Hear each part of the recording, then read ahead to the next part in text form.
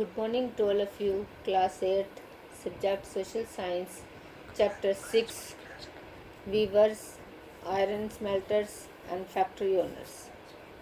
Dear students, आज इसमें हम जो फर्स्ट पॉइंट पढ़ने जा रहे हैं वो है कॉटन मिल्स कम अप, यानी कि सूती कपड़ा मिलों का उदय. The first cotton mill in India was set up as a spinning mill in Mumbai in 1854. Bharat में पहली सूती कपड़ा मिल 1854 में मुंबई में स्थापित हुई.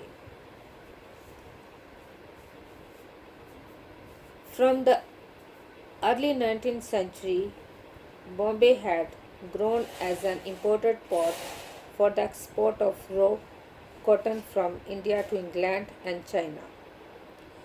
19वीं सदी की शुरुआत से ही भारत से इंग्लैंड और चीन को होने वाले कच्चे कपास के निर्यात के लिए मुंबई एक महत्वपूर्ण बंदरगाह बन चुका था. It was close to the vast black soil tract of western India where cotton was grown. तो बम्बई पश्चिमी भारत की काली मिट्टी वाली उस विशाल पट्टी से काफ़ी निकट था जहाँ कपास की खेती की जाती थी. When the cotton textile mills came up, they could get supplies of raw material with ease. जब वहाँ सूती कपड़ा मिलों की स्थापना हुई तो उन्हें कच्चा माल आसानी से मिलने लगा. By 1900, over 84 mills started operating in Bombay. सन 1900 तक आते आते मुंबई में 84 कपड़ा मिलें चालू हो चुकी थी.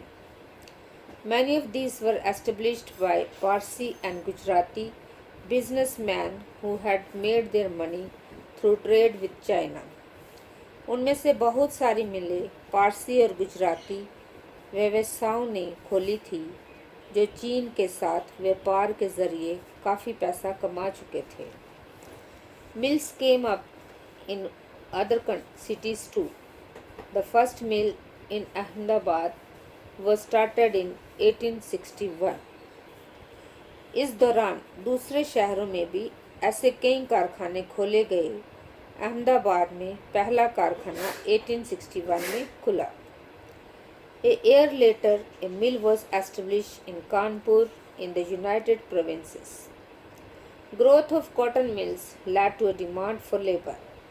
Thousands of poor peasants, artisans, and agriculture laborers moved to the cities to work in the mills. तो सूती कपड़ा मिलों की बढ़ती संख्या के कारण मजदूरों की मांग भी बढ़ने लगी. हजारों गरीब काश्तकार, दस्तकार और खेती खर कामगार कारखानों में काम करने के लिए शहरों की तरफ जाने लगे. In the first few decades of its existence, the textile factory industry in India faced many problems. इस दौरान दूसरे शहरों में भी ऐसे कई कारखाने खोले गए. It found it difficult to compete with the cheap textile imported from Britain.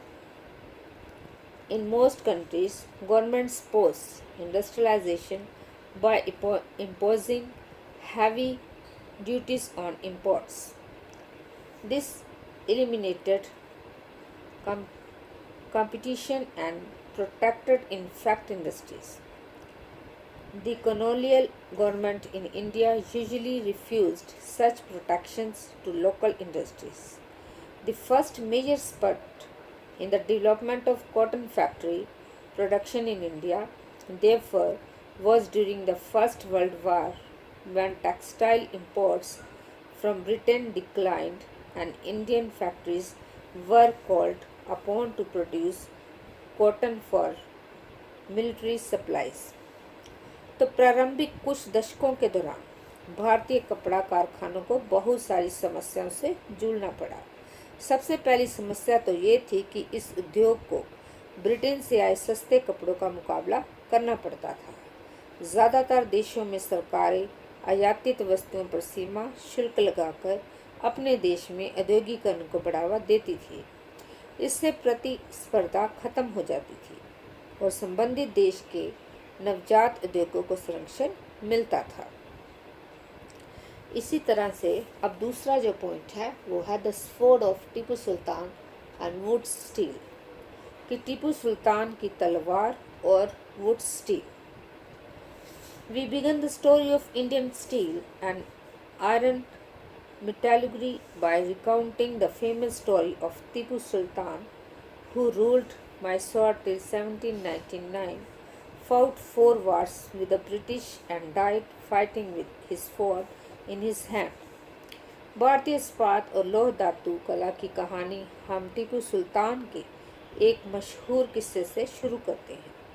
यह टीपू सुल्तान है जिन्होंने 1799 तक मैसूर पर शासन किया और अंग्रेज़ों से 4 लड़ाइयाँ लड़ी और हाथ में तलवार लिए लड़ते लड़ते मारे गए थे।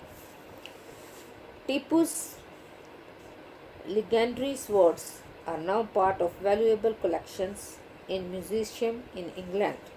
But do you know why the sword was so special? The sword has an incredibly hard and sharp edge that could easily rip through the opponent's armors. This quality of the sword came from a special type of high carbon steel called woods, which was produced all over South India. तो जो टीपू सुल्तान थे कि टीपू की विश्व विख्याति तलवारें आज England के संग्रहालयों की बहुमूल्य संपत्ति है। लेकिन क्या आप जानते हैं कि टीपू की तलवार कितनी खास क्यों थी? दरअसल इस तलवार की धार इतनी सख्त और पैनी थी कि वह दुश्मन के लौह कवच को भी आसानी से चीर सकती थी। इस तलवार में ये गुण कार्बन की अधिक मात्रा वाले वुड्स नामक स्टील से पैदा हुआ था, जो पूरे दक्षिण भारत में बनाया जाता था। Would steel when made into swords produced a very sharp edge with a flowing water pattern. This pattern came from very small carbon crystals embedded in the iron. तो क्या है कि इस वुड स्टील की तलवारें बहुत पैनी और लहरदार होती थी। इनकी ये बनावट लोहे में गड़े कार्बन के बेहद सूक्ष्म कणों से पैदा होती थी। तो डियर स्टूडेंट्स, अब ब्लैक बोर्ड पर आपका होमवर्क है, तो आप इसको कॉपी पे उतारना और याद करना।